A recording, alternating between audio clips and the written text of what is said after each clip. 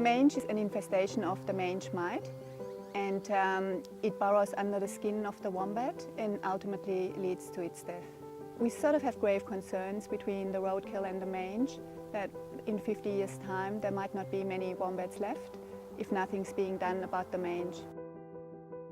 Living here for the last 10 years, I got really sick and tired of seeing the number of dead bodies on the side of the road from roadkill, and thought, well, I can't do anything to stop that from happening as much. So treating wombats with mange is probably my next best approach, and I can at least have some influence on the outcome of a wombat's life based on that.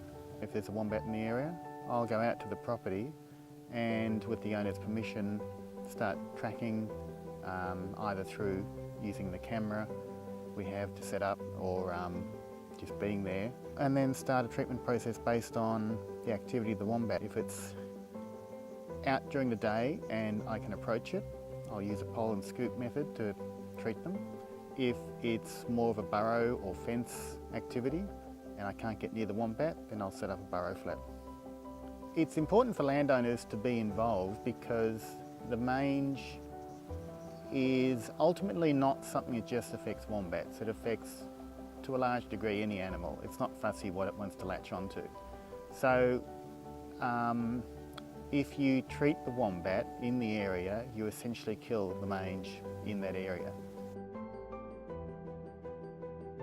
Currently involved in the Wombat Mange Management Program with Nick and Katja in an effort to educate and facilitate change as much as possible for this issue. I think we need to be a lot more concerned about the problem than we currently are.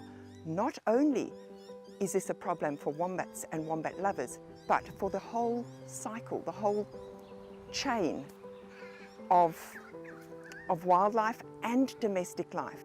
I think the work of mange management is really important because the wombats that we do see, so many of them have got mange, and you see them out in the middle of the day, you see them out on the roads, eating the grass on the sides of the roads, and they're obviously not in a good way. They're often fly blown, and they're an iconic Australian animal. We have to look after them. We have to help them if we can, and see them survive and thrive. Knowing that you've played a small part in helping any animal get back to health, it's brilliant. It's wonderful. Everyone should do it.